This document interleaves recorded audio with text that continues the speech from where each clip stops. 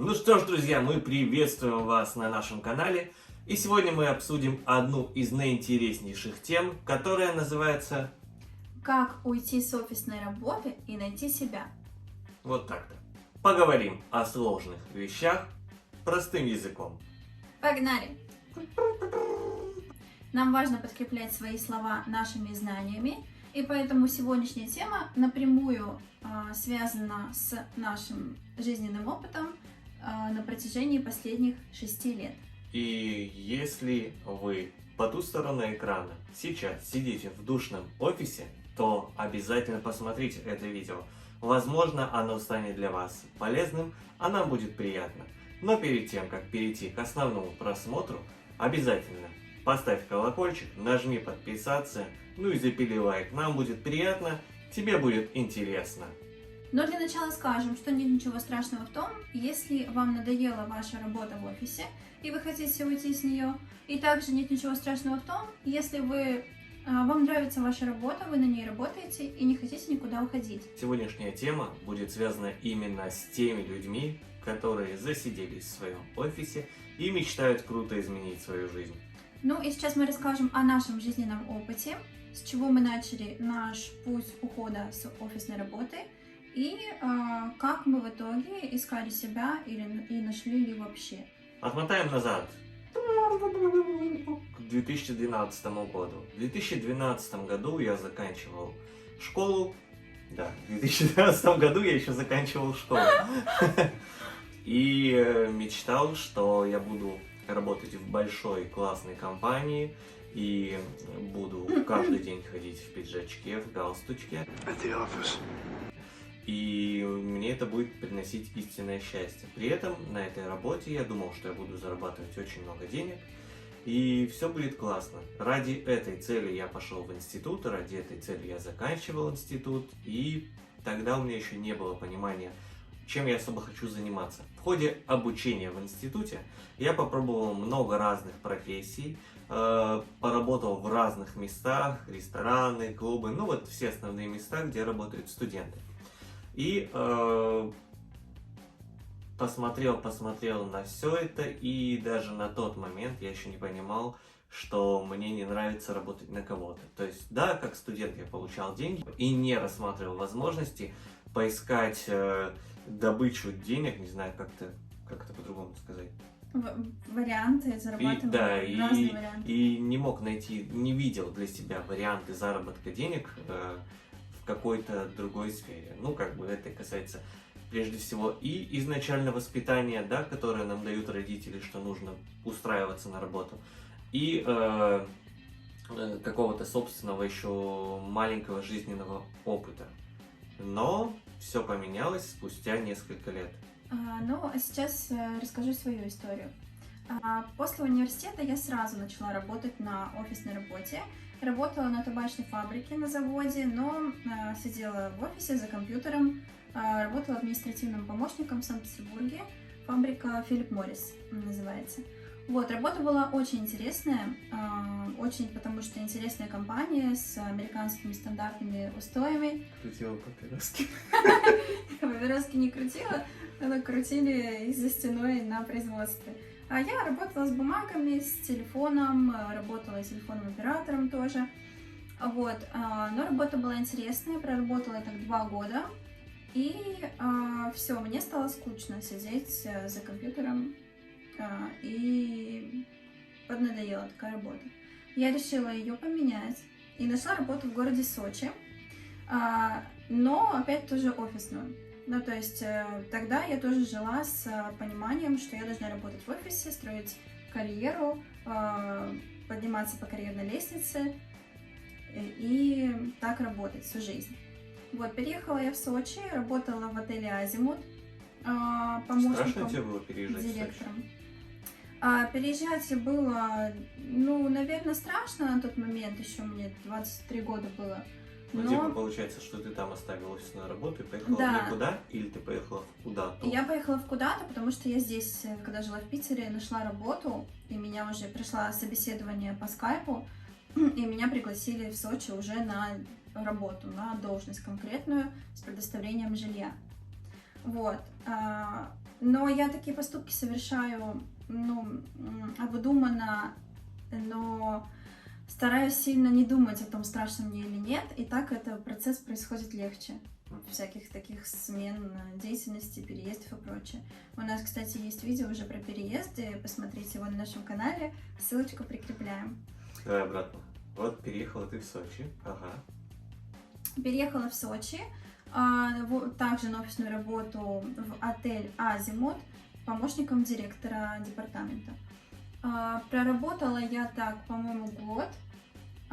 Потом из отеля «Азимут» сделали образовательный центр «Сириус», и меня позвали туда работать, и я перешла, грубо говоря, через дорогу в другое здание работать на такую же должность.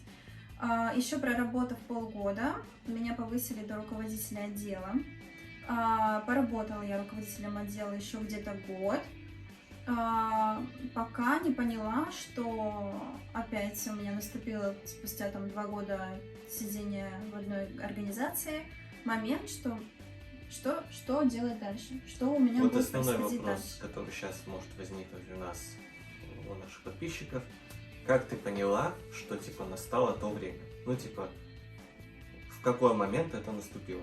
Когда я поняла, что всю работу, на которую мне отведено время с 9 до 6, с понедельника по пятницу, я могу выполнить максимум за 2 часа в день. И что делать дальше? Что делать все остальное время в офисе? Книжки читать, кофе пить с коллегами. Мне такой формат работы не интересен. Просто многим бы это, например, понравилось. Что ты сделала с утра работы, потом ходишь и... А у меня немножко другое понимание. Может быть, какое-то время мне такой формат интересен, но потом наступает момент, когда я понимаю, что я хочу развиваться и двигаться дальше, иначе, проще говоря, я просто тупею. А мне неинтересна такая работа, мне нужно постоянно что-то делать, постоянно что-то придумывать и работать. Я вот вспомнил свой офисный опыт. Это я работал в детском лагере в Анапе. И там тоже получается, мы сидели в офисе, но по факту это такая больше даже проектная работа. Но составление бумажек, составление планов и так далее тоже, внесло какую-то офисную нагрузку интересную. Вот. И тогда мне это нравилось на тот момент. Потом, когда опять же, я переехал тоже в Сочи, и когда мы пришли работать в Сириус, там я также сидел, также работал с детьми очень много, как и в лагере в предыдущем в Анапе, но было больше административной работы, и сам факт того, что в жарком климате, ты работаешь там не на улице, а работаешь сидя в кабинете, придумывал какие-то интересные концепции, и когда ты находишься в том окружении, которое не создает и не креатирует, а просто приходит на работу и работает ради того, чтобы получать зарплату, а не то, что потому что им это интересно и им что-то нужно. Вот. Это сложно.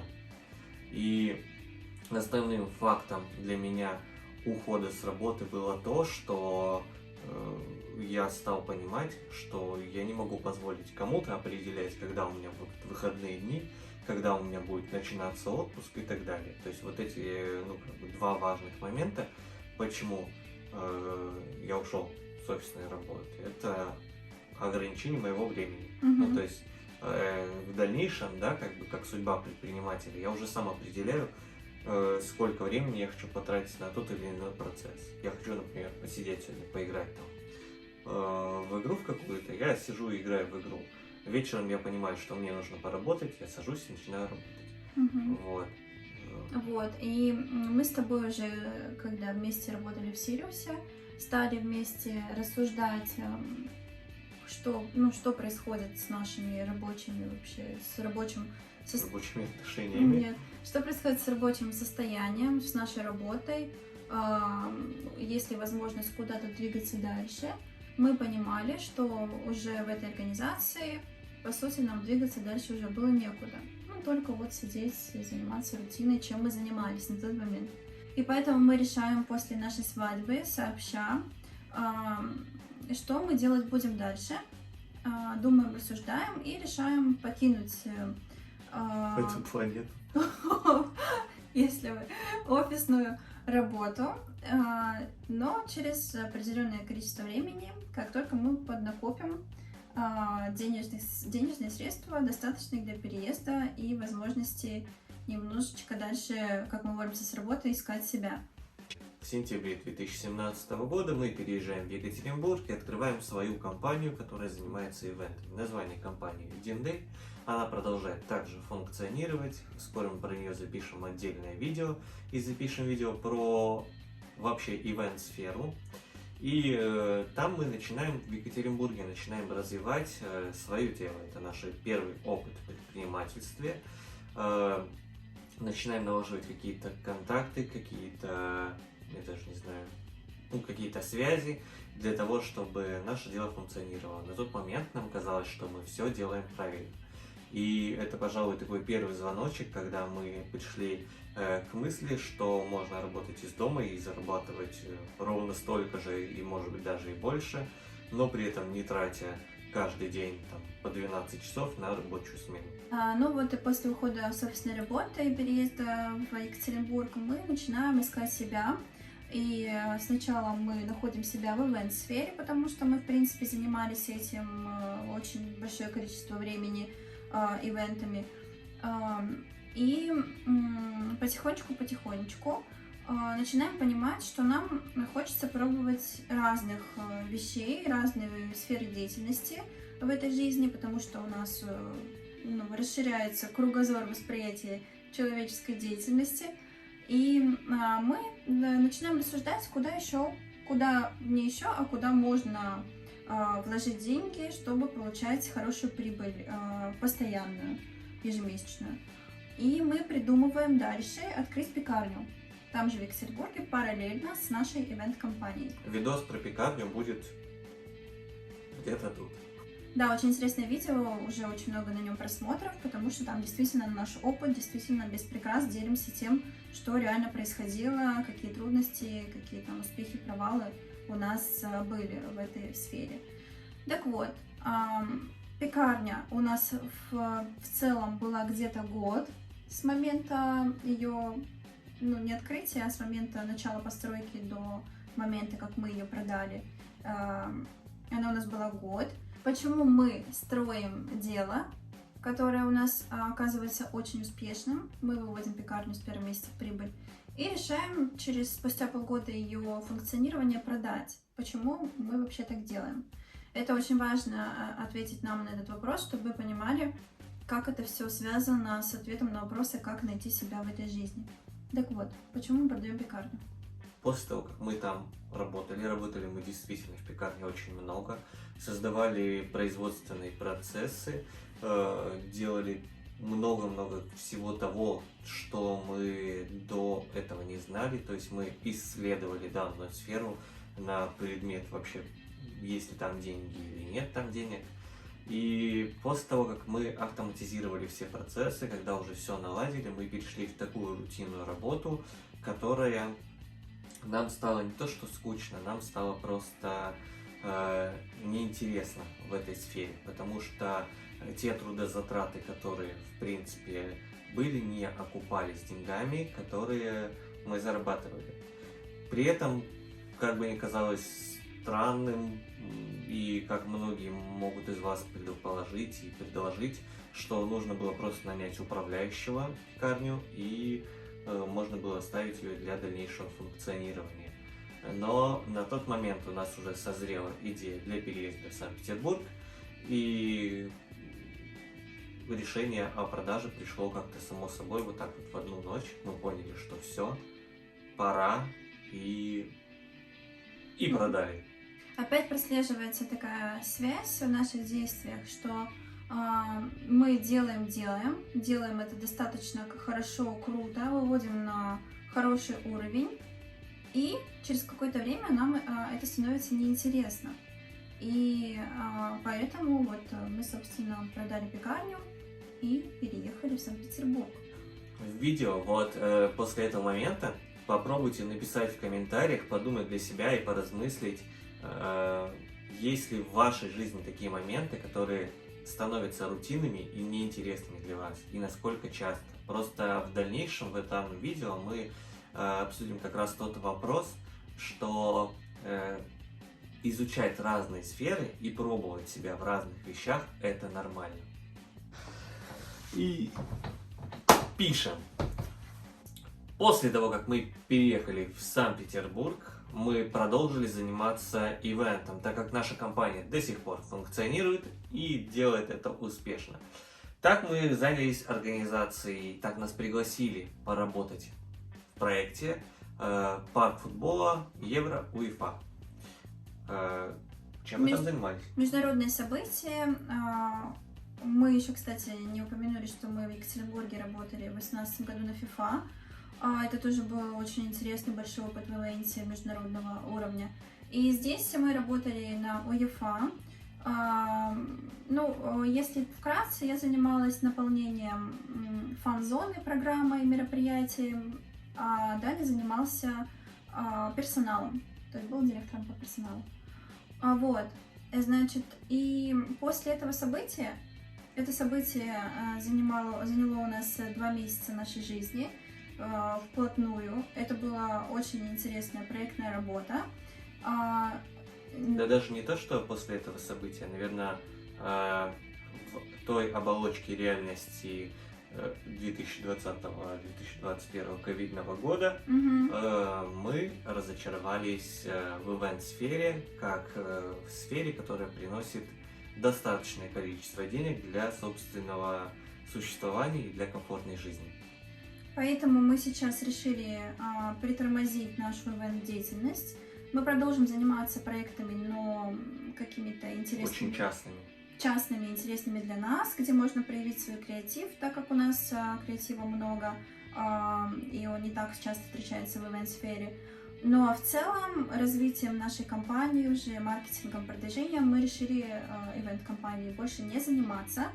И опять же, вот наступил вот как раз сейчас этот период происходит, когда мы вот решаем притормозить еще один наш проект. Да. И основное решение, чем мы сейчас будем заниматься, это продвижение нашего YouTube канала. И это будет что-то связанное с IT, скорее всего. Это будет удаленная работа, IT, фармацевтика, медицина и фермерство. Скорее всего, будет что-то с этим связано, но пока что думаем. Но YouTube канал будем продвигать, смотрите обязательно, будет классно и здорово. Тем более нам нравится снимать. И сейчас немножечко скажем наших выводов и анализа после всего услышанного вами, после того, как мы сами проанализировали нашу жизнь на последние 6 лет, как мы создаем какой-то проект, реализовываем его успешно, потом либо продаем, либо закрываем.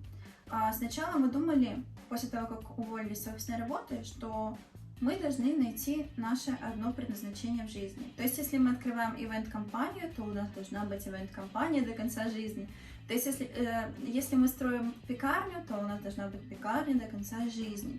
Но после всех таких вот проектных работ мы поняли, вот спустя только, наверное, лет 5-6, что наше предназначение жизни в том, чтобы создавать.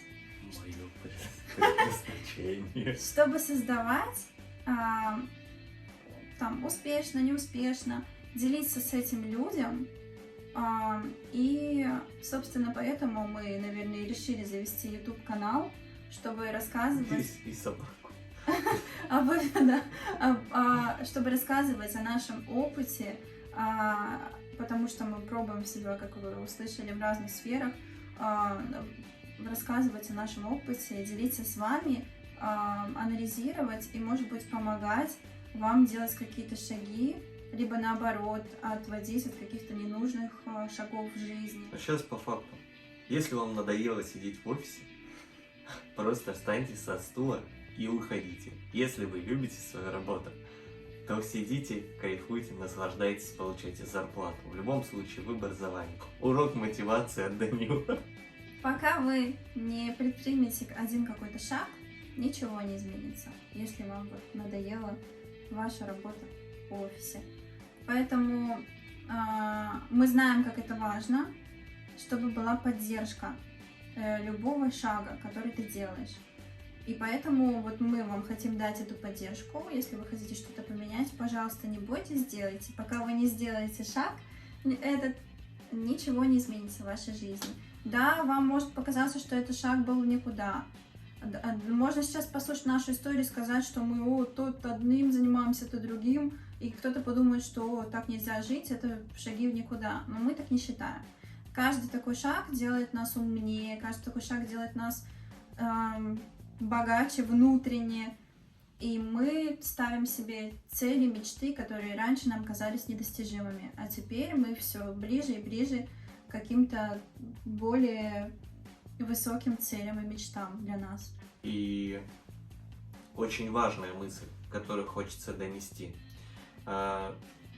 Если вы хотите что-то попробовать, обязательно сделайте это. И иначе потом вы просто будете жалеть, что вы это не попробовали. Откуда вы можете узнать, что вы, например, охеренный дизайнер или очень крутой танцовщик, или, например, вы классно рисуете, если вы это не попробуете? Или если у вас есть хобби, которое можно также развить в коммерческую жилку, так почему бы вам не сделать это основным направлением? Почему вам не влюбиться в то действие, которое очень сильно хочется делать и которое вы делаете уже на достаточно профессиональном уровне, и не монетизировать его, чтобы с помощью этого зарабатывать? И именно тогда вы сможете определять, когда у вас будет отпуск, когда у вас будут выходные, как вы тратите свои деньги и на что вы их тратите. И именно поэтому стоит пробовать и стоит вставать из душных офисов, выходить на улицу и наслаждаться жизнью. Поэтому не бойтесь, делайте шаги. Мы вас поддерживаем, если никто вас вокруг не поддерживает. Действуйте и знайте, что все получится. Если вы сделаете шаг, если вы смогли сделать один шаг, значит, вы сможете сделать и 2 шага. Поэтому дерзайте и живите. Просто это как вступить в быстротекущую реку. Вы попадете туда, и поток вас понесет. То есть ваша жизнь будет кардинально меняться.